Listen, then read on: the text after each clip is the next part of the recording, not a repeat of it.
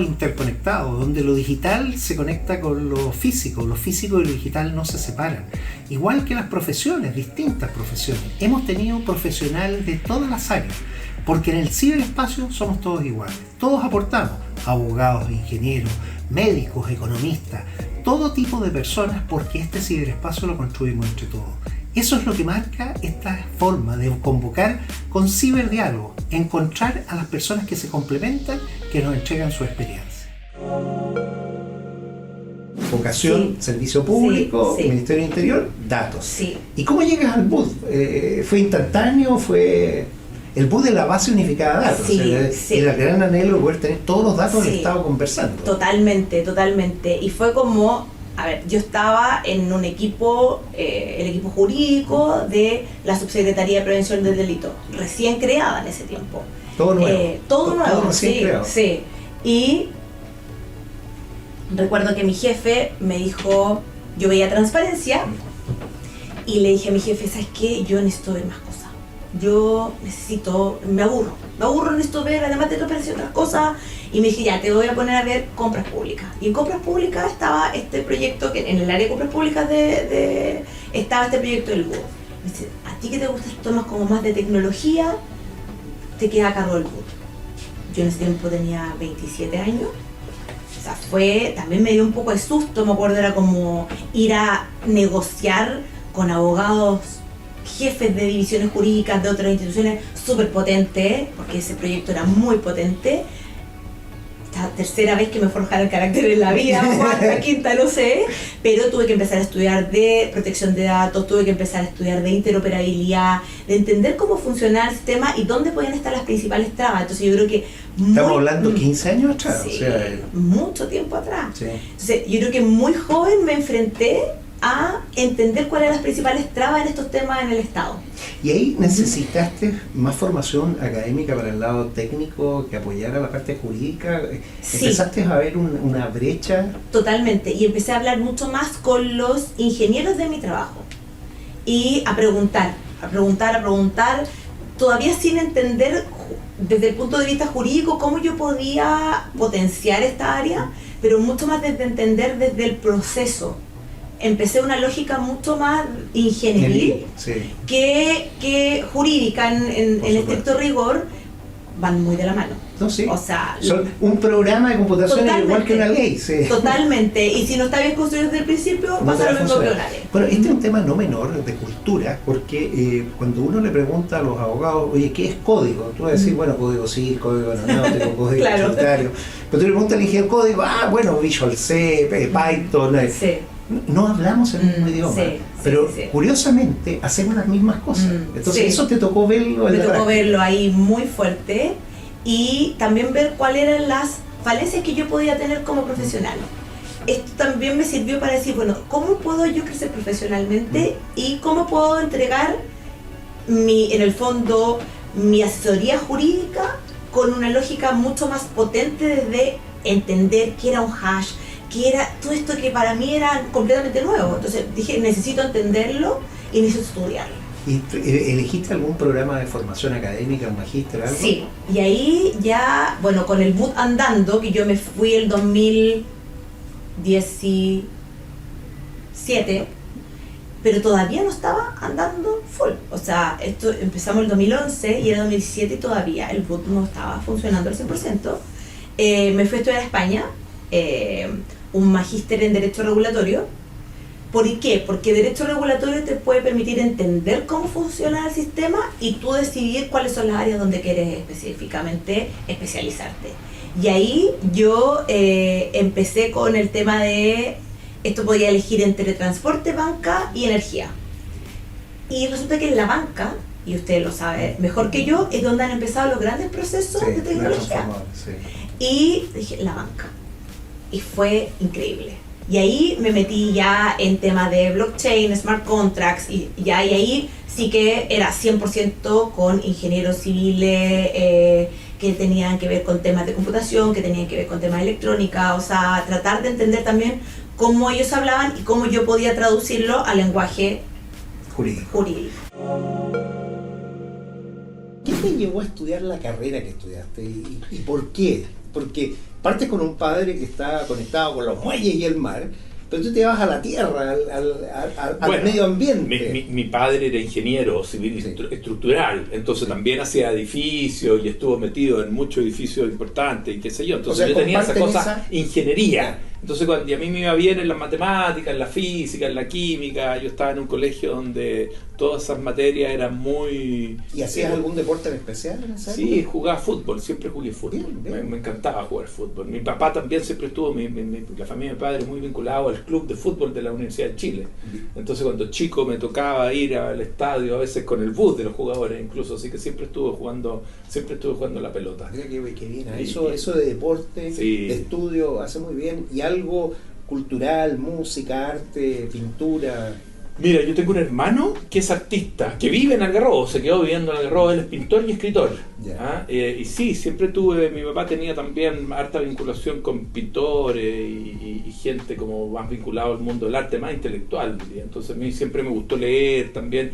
Bueno, estudié ingeniería en la Chile. ¿Estabas programado en la Chile, siguiendo los pasos al padre? Sí, de todas maneras. No podía ir a otro lado. Y llamándote igual a él, ¿qué te decían los profesores?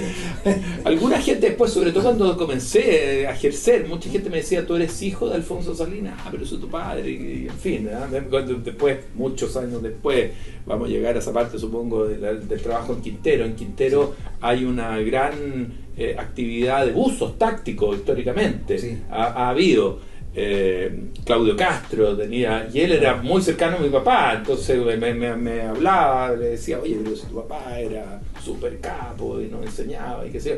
Entonces siempre tuve esas conexiones, sí. ¿Y cómo era el mundo cuando estabas en la universidad en el tema digital? ¿Entraste con un computador? ¿Qué accesos tenía? ¿Cómo fue tu...? Muy poco, o sea, mira, yo tenía... Es que hoy la juventud no entiende. Claro. Antes no había internet, no había computadores. No. Yo soy de la generación que llegaron estos videojuegos, que eran los Atari. Y mi papá tenía calculadoras Hewlett Packard, que eran como las típicas HP, 41C, 40, y yo aprendí a programárselas cuando estaba en el colegio. Entonces, porque no era tan complicado, más o menos tenía un lenguaje. Entonces él me mostraba la fórmula, una fórmula matemática no tan compleja, que uno la programaba en la calculadora, que era una gran cosa, que ahora uno lo hace con una planilla Excel o no cuesta nada. Ahí era una gran cosa que tuvieran esa posibilidad. Y yo cuando entré había un edificio donde había computadores, era un edificio en la escuela de ingeniería que había computadores. No tenía un computador, nadie tenía computadores. Había tarjetas programadas, claro. Ya, o sea, estamos hablando de la prehistoria digital. Sí, claro. Y había Basic y Fortran y yo tenía ese como conocimiento de antes de haber programado. Había calculadoras Casio también que tenían muy básicamente, pero era todo muy incipiente en esos años, muy incipiente. ¿Y dónde partiste trabajando después de salir de la universidad? Mira, yo cuando estudié ingeniería civil industrial, porque en la Chile uno estudia plan común, o por lo menos cuando yo estudiaba era plan común, que eran los 3 años, que eran las matemáticas, la física, la química, y después te tenías que especializar. Industrial daba como un abanico muy amplio de muchas cosas. Me acuerdo que mi papá me decía, puedes estar a cargo de un cohete a la luna o en una industria cualquiera. Y yo me metí en esos tiempos, estoy hablando a finales de los 80, principios de los 90, en las temáticas medioambientales. ¿Cuál fue tu motivación? Porque es un tema bien específico. Mira, mi motivación es súper simple.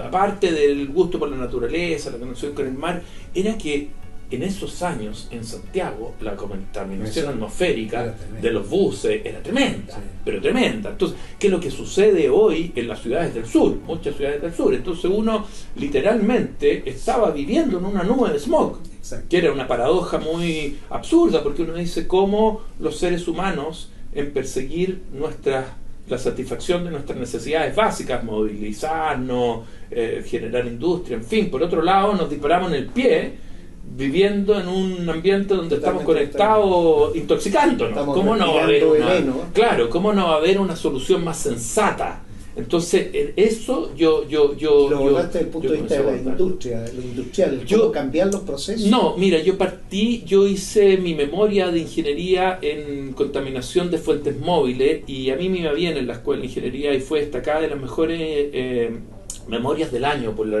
revista de Ingeniería de Sistemas. Que es una revista bastante prestigiosa.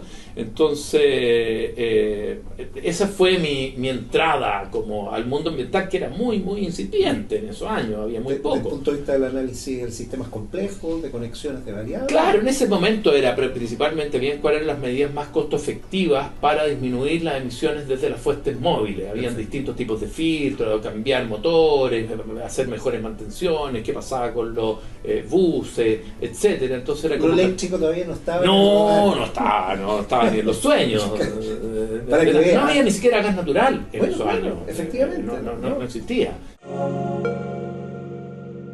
Y cuando entraste en la universidad, ¿cómo era el mundo digital? ¿Era época de los cassettes todavía? Sí, claro. Porque no teníamos CD. Sí, claro que sí. O sea, la verdad, cuando yo entré a la universidad, calculadora chiquitita, había pocos los que tenían, yo no tenía esas calculadoras científicas grandes. Ya, solo sumar, restar, multiplicar, dividir. Sí, de hecho lo hablábamos con el profesor el otro día, que yo decía estoy en desventaja porque no tengo esa calculadora grande. Me decía, no, si eso no es así, un prejuicio, porque las pruebas están hechas no para usar la calculadora. Por supuesto. Ya, entonces, no es como ahora las pruebas no están hechas para usar la inteligencia artificial. Exacto. Que es lo mismo. Exacto. Entonces, en ese tiempo estaban recién saliendo los celulares. Yo me acuerdo que si quería llamar por teléfono, iba al teléfono con moneda en el patio. Desconectada total. Desconexión total. No había internet, eso es sorprendente para cuando uno lo declara, ¿no? Sí. Yo soy de la época antes del internet. Claro, recién estaban haciendo lo que es Reuna, Internet en Chile, después en los años 2000 las .com, o sea, recién las .com en el año 2000. Pero a ti te tocó el antes. El antes, el 94, yo estuve en la universidad entre el 94 y el 2000, después me quedé un ratito trabajando en la universidad, un par de años. Pero claro, o sea, ahí está todo el tema de la telefonía celular. Así es, unos cajones grandes que eran tremendos, después unos teléfonos largos, pesados. Un kilito, medio kilito pesaban esos teléfonos. Y claro, también todo un tema del aprendizaje, porque estaban recién más computadores. Yo tuve un Atari. Un Atari. Que tenías un televisor. Con casetera, claro, no había disqueta, era casetera. Claro, que emitía ruido, hacía unos ruidos así extraños, sí. Y así se jugaba. Tú usabas el televisor y el Atari, podías programar. Sí, programar unas canciones, porque se podía hacer canciones. Eso es quizás lo más importante. No se necesita tanta cosa para estimular el cerebro. Basta que no tengan las ganas. En esa época los más avesados tenían los PC XT con unos discos floppy de 8 pulgadas, después 5 pulgadas, de colores. Pero partimos, era una cosa increíble. El tiempo interesante. ¿Qué fue lo que más te marcó entonces en ese momento que tú veías estas cosas técnicas estudiando? La verdad, desde el punto de vista como más técnico, por ejemplo, me marcó una visita.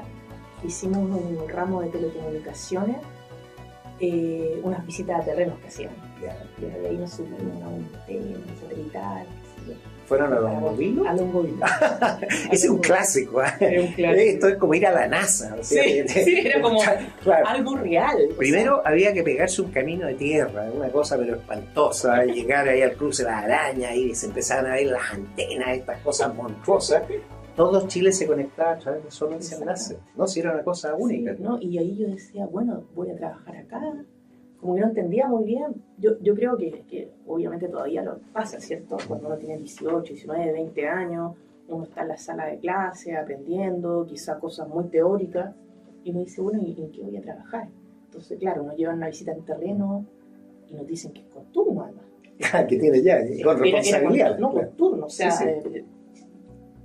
¿será lo que quiero? Entonces uno empieza con muchos cuestionamientos.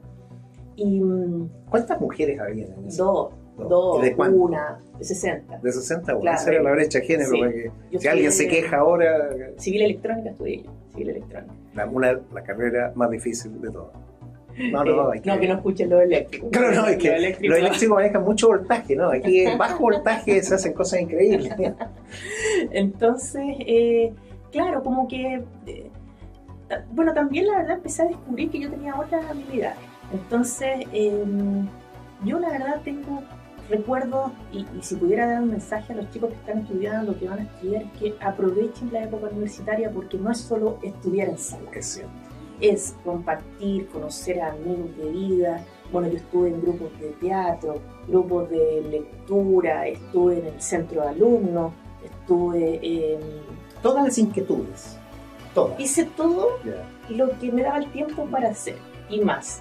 Entonces, la verdad es que, y esto lo vine a reflexionar 10 años atrás, porque en un momento, cuando uno estudia carreras muy técnicas, es como, no, esas cosas uno está perdiendo el tiempo. ¿Ya? Pero no, eso es pero no, de la formación integral. Exactamente. Entonces, pero dentro de los ámbitos universitarios muy tradicionales, es como estudiar, concentrarse, ¿cierto? Que te vaya lo mejor posible, ojalá seguir estudiando un doctorado, es como ese un camino, pero también hay otros caminos. Entonces yo ahora ya, qué sé yo, después de 20 años, yo me di cuenta que eso igual me formó, el haber participado en otras cosas, lo que me dio la oportunidad también de conocer gente de otras especialidades. ¿Y te ha tocado vivir un proceso de la digitalización temprana, en donde probablemente nunca pensaste de niño que ibas a hacer lo que estás haciendo? Por eso me gustaría conocer tu historia, dónde naces, tus padres, dónde te educas, a qué te dedicabas y por qué llegas donde estás ahora.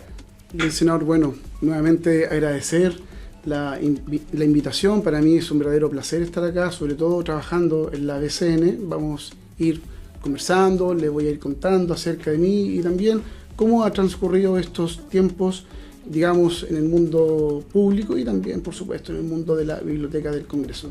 Nosotros somos, como familia, santiaguinos.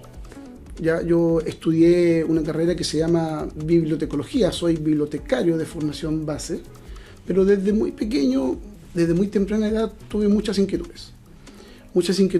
Digamos, salí del colegio temprano, relativamente, con 16 años recién cumplidos. No sabía qué estudiar específicamente, me gustaban muchas cosas, la sociología, la psicología, el derecho, educación física también, me gustaban muchas cosas. Mi hermano estudiaba bibliotecología y yo, la verdad, como me gustaban muchas cosas, y como usted sabrá, el bibliotecario es una de las profesiones más antiguas del mundo. Sí. Desde la Alejandría, Arzubanipal, Pérgamo, o sea, tiene una amplitud, digamos, de conocimiento ancestral, un sello ancestral. Yo dije, bueno, voy a ver la carrera, qué tal es. Me fui encantando con la carrera, con la profesión. Fui descubriendo que uno puede acceder a mucho conocimiento, que era mi esencia, lo que yo necesitaba, lo que quería desde muy temprana edad. Entonces le fui encontrando el sello, el camino.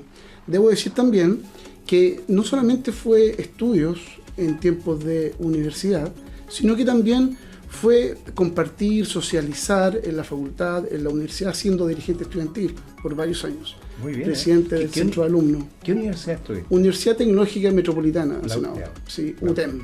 Universidad Tecnológica Metropolitana, dado que la carrera en sí se da en muy pocas universidades. Playa Ancha, por cierto, Alberto Hurtado, y UTEM, Universidad Tecnológica Metropolitana. ¿Quién fue el primero en tener la carrera? ¿La UTEM? La Universidad de Chile, la sociología, bibliotecología y cartografía son, digamos, acuñadas o tienen sus orígenes en la Universidad de Chile. Perfecto. Después pasaron a formar parte, digamos, de la UTEM años posteriores. ¿Y qué medios tenías cuando de niños pensabas esto? ¿Veías a tu hermano bibliotecario? ¿Usaban las fichas, el papel? Bueno, precisamente, estimado senador, ser bibliotecario hoy en día tiene un sello, una raíz ancestral. Bibliotecario, Arzubanipal, Alejandría, Pérgamo, desde esos tiempos ya se hablaban de metadatos, o sea, datos sobre los datos. Desde esos tiempos también, de alguna u otra forma, en el mundo ancestral, en el mundo antiguo, los catálogos se intentaban, digamos, estandarizar en un lenguaje pseudo común. Ya después, posteriormente, cuando llegó la era moderna, sin aún el Internet, incluso los catálogos se fueron unificando, estandarizando para hablar un lenguaje común, interoperabilidad. O sea, la bibliotecología como rama, como disciplina, tiene una cuña, digamos, ancestral en donde los términos, las tecnologías, los conceptos, los principios usados hoy en día tienen muchos de sus orígenes en el mundo, digamos, de las bibliotecas. Las bibliotecas eran el Internet de antes por cientos de años. Bueno, una base de datos es una biblioteca. Por supuesto que Mucha sí. gente probablemente eso no lo logra entender. Toda esta conexión que tú señalas del conocimiento. O sea, hay datos muchísimos, eso se transforma en información, la información en conocimiento y el conocimiento en sabiduría. Bueno, quienes están en esa área, en la profesión, como bibliotecarios, les ha tocado ver todo esto, cómo se ha ido formando. Por supuesto. ¿Tu hermano es bibliotecario también? No, él dejó la carrera posteriormente, yo prosperé, digamos, en esa carrera, se dedicó a otros asuntos, pero en mi caso, si bien invertí, porque así lo veo, mucho tiempo también siendo dirigente estudiantil en la universidad, yo creo que ahí creé una serie de habilidades que no se enseñan en ninguna rama, ¿ya? Ahora, habilidades directivas, habilidades blandas, comillas, que son habilidades transversales muy útiles para cualquier desafío que cualquier profesional desempeñe. Consecutivamente y casi inmediatamente, ingresé, digamos, por un proceso a la Biblioteca Nacional. Esa fue mi base, mi escuela dura de la profesión. ¿Qué edad tenías cuando entraste a la Biblioteca Nacional? Entré a los 25 años, por ahí, 26 años, un poco antes. ¿Y te sorprendió encontrar a la entrada esa imprenta antigua con que se imprimió? Claro que sí. ¿Sí? Claro que sí. La Aurora de Chile. La Aurora de Chile, libros incunables que se forjaron, digamos, o acuñaron antes de la invención de la imprenta, inclusive. Entonces, en esa instancia, y apelando, digamos, a mi interés de ver muchos temas, hice un magíster inmediatamente en comunicación. Un tema, una rama, digamos, distinta, comunicación, convención y business.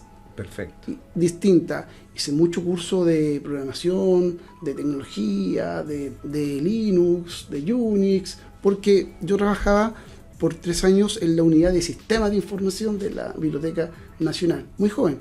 Mis compañeros de trabajo eran informáticos, ingenieros, todos casi.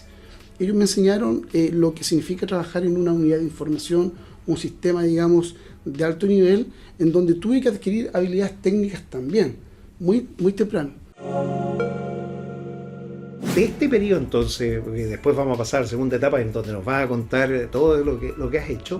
¿Qué cosas tú dejarías como las experiencias de vida para aquellos que están pensando en su futuro, construyendo su futuro, que están en esta etapa que te tocó a ti vivir y que de alguna manera muchos quizás en ti vean un modelo? ¿Qué les dejarías a ellos de esto? Mira, varias cosas. Como bien decía usted, claro, es la oportunidad, pero también las oportunidades hay que generarlas. Uno no puede estar esperando a que las cosas se le crucen por delante, ¿ya? Yo creo que hay momentos en la vida donde el desafío es que uno no tiene ninguna oportunidad. Pero si cuando ya te empieza a ir relativamente bien, uno se empieza a dar cuenta de que tiene demasiadas oportunidades enfrente. O sea, cuando tu perspectiva cambia con respecto a las oportunidades que uno tiene en la vida, porque muchas veces el tema de las oportunidades es un tema de percepción. Yo pienso que solamente puedo hacer esto. Y voy por ese camino y es el camino que tengo, y todo lo que no esté en ese camino no existe. Es como cuando los perros, digamos, con esta... Sí. Pero cuando uno se le abre un poco como las perspectivas y se da cuenta de que, ¿sabes qué? Puedo irme a Japón si quiero. O sea, tengo libre albedrío, nadie me detiene, absolutamente nadie. A lo mejor tengo que juntar plata, un montón de cosas. Pero el abanico de oportunidades es infinito siempre. ¿Y cómo haces la preparación? ¿Cómo en el caso tuyo fue para...? Bueno, lo principal, y yo creo que eso es algo que yo siempre me di cuenta muy chico, que es que uno tiene que conocerse a sí mismo. Esa es la principal... Cuando uno se conoce a sí mismo, conoce, digamos, las cosas que uno considera valiosas en la vida, digamos, y vive frente a ciertos principios, es mucho más fácil tomar decisiones. porque uno simplemente toma la decisión que se alinea con aquello que a ti te hace moverte, digamos. Entonces, cuando las personas no son capaces de tomar una decisión es porque no se conocen a sí mismos. Yo cuando tengo una serie de decisiones frente a mí no me cuesta tanto decidir porque soy capaz de identificar aquellas que se alinean con mis valores. Por ejemplo, para mí la libertad es muy importante.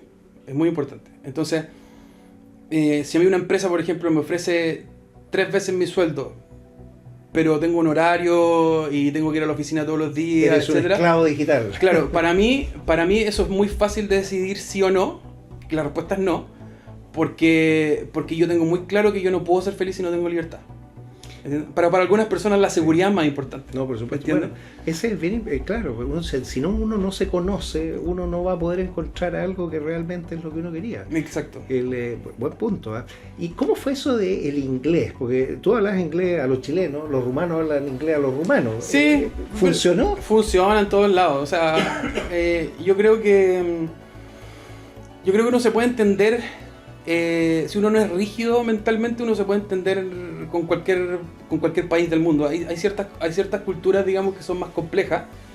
El tema del idioma es una cosa, pero la cultura y el valor, por ejemplo, que le dan al contexto, por ejemplo, es muy distinto de país en país. Hay culturas que son mucho más contextuales y otras que son mucho más pragmáticas. Viviendo con los rumanos, ¿cómo viste el mundo digital de ellos comparado con el nuestro? ¿Cómo estamos país a país? Depende de la región. Por ejemplo, Cluj es muy avanzado en temas de Smart Cities, por ejemplo, en ese tipo de cosas. Pero la verdad es que si hablamos, por ejemplo, de desarrollo digital a nivel del Estado, Rumania también tiene muchos problemas, todavía. ¿Ya? Porque a pesar de que la capacidad técnica que ellos tienen es muy importante, o sea, tienen mucho programador bueno, sí. Muy buen técnico, y ahí uno se da cuenta de algo algo que todos los que se dedican a la transformación digital te pueden decir, que es que la transformación digital no se trata de tecnología, no se trata de capacidad técnica. Se trata de personas. Se trata de personas primero, procesos, regulaciones, prioridades políticas, un montón de cosas. Y la tecnología es lo más fácil. Es lo más fácil porque hay capacidad técnica, está lleno de software. O sea, uno levanta una piedra y salen 47 startups que te van a ofrecer una solución a tu problema. Ese no es el tema. El tema es, más importante es el tema de las regulaciones, los estándares, la legislación, etcétera, etcétera, que tenemos que solucionar antes. Entonces hay una desalineación entre la capacidad técnica que tiene Rumania y lo que podrían ser en el Estado, porque tampoco es que estén mal. Pero lo que se podrían tener comparado con la capacidad técnica, yo creo que hay una desalineación todavía. Una persona que partió de edad temprana, joven, que no sabía lo que quería, que le pasa a mucha gente. O sea, mucha gente no sabe y toma una decisión en algún minuto por algo. Y tú te conectaste con la naturaleza a través de la agronomía, te aproximaste a todo el tema de la conservación, la protección, el medio ambiente.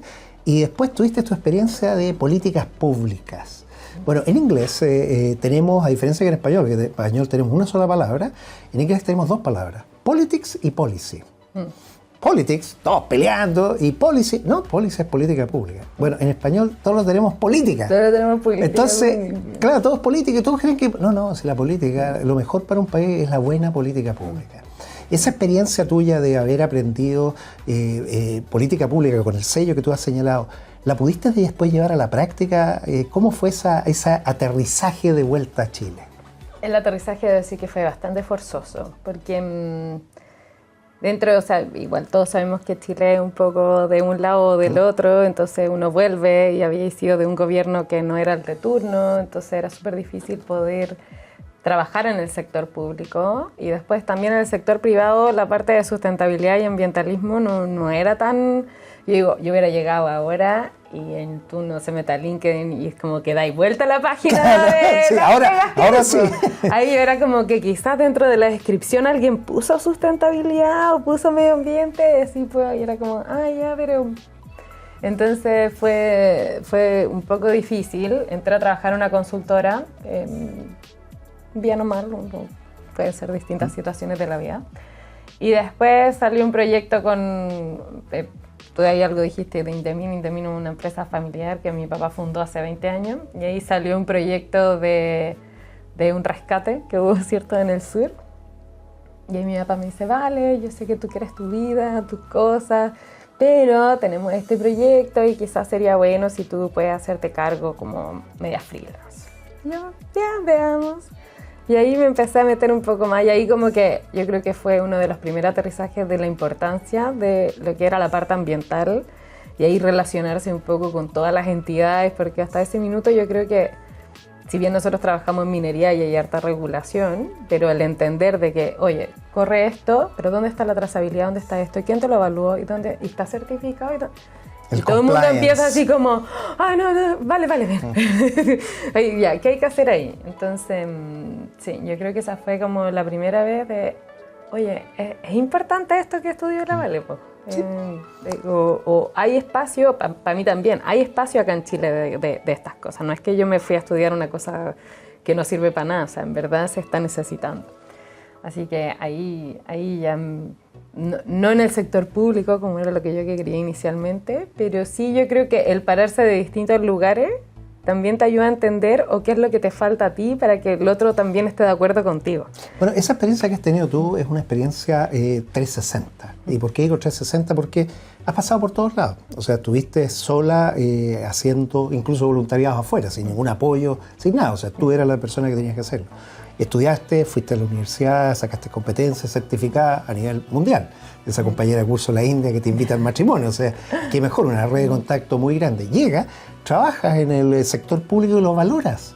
Valorar el trabajo, los funcionarios públicos es maravilloso porque ellos están ejecutando la política pública, como tú dices. Aquí decimos en este programa siempre más data y menos guata. ¿Y por qué? Porque tenemos que usar los números, los KPI son fundamentales. Si uno no puede medir algo, no lo puede dirigir. Entonces, esencial. Y después transitas a la empresa privada, donde una actividad que es esencial, estratégica, que no se veía todavía, fuiste capaz de llevarla. O sea, muy pocas personas tienen ese recorrido. Yo en ese sentido, este es un ejemplo para muchas que probablemente te vean y te digan, oye, en realidad yo también tengo esa inquietud y podría. ¿Es algo en que tú digas factible para una persona si se lo propone? ¿O es algo que tú dices, mira, no, en realidad es muy difícil que alguien tenga esta oportunidad? Porque tú tomaste las decisiones, tú dijiste, no, yo me salgo, yo me voy para acá, y yo entro a trabajar en el sector público, fuiste invitada al sector privado, pero ¿es factible que una experiencia así de personas 360 que puedan ver por los dos lados o todos los lados y no quedarse siempre con un sesgo? Yo creo que siempre es factible. O sea, yo no puedo negar el apoyo que yo siempre he tenido en mi familia también, de poder estudiar, de poder viajar también. O sea, todas esas cosas uno las hace porque, o yo las pude hacer porque también tenía una espalda que me lo permitió. Pero lo otro es 100% uno. Pues. O sea, no es simplemente que alguien esté y te diga, ok, dale, que es la parte primordial para poder dar el primer paso, que no te ponga límites, sino que yo estoy aquí para lo que tú quieras hacer, pero el que tú quieras hacer depende de cada uno.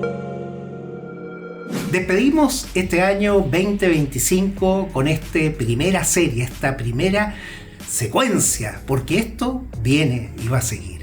Ciberdiálogos es una iniciativa que se ha hecho con muchos profesionales que han aportado su tiempo, pero más importante, con un equipo técnico detrás de producción, de cámara, de edición, de desarrollo de contenido. Ciberdiálogos no es una casualidad. Fue planificado para poder comunicar aquello que hacemos desde el Parlamento y aquello que hacen afuera, la sociedad civil organizada, los investigadores, el mundo académico, personas que están trabajando en el Estado. Los tuvimos a todos y estuvieron todas conectadas con un tema en común: cómo la tecnología nos está dando nuevas oportunidades, cómo podemos transformar nuestra vida, cómo podemos hacer de Chile un país mejor. Ciberdiálogos buscó ese propósito. Yo quiero hoy agradecer a todos los que vinieron, que pudieron entregar su tiempo, a todas las que nos aportaron una visión incluso más allá de lo que esperábamos, y también a todos quienes hicieron posible que esto llegara a ustedes. Pero agradecerles a ustedes en particular, que han sido capaces de poder ver toda esta secuencia. Esta es la primera temporada. temporada número 1 de Ciberdiálogo 2025. Queremos invitarlos a que hagan y sean parte de la historia que estamos construyendo. La historia digital, la historia de la República Digital de Chile, por la razón y la fuerza de los datos. Creemos que desde la base científica, con el conocimiento profundo, con más data y menos guata, podemos transformar al país. Chile puede alcanzar cosas que ni siquiera soñaba. Soñad y os quedaréis cortos. Ese es nuestro desafío y esa es la propuesta de Ciberdiálogo. Hasta pronto y muchas gracias.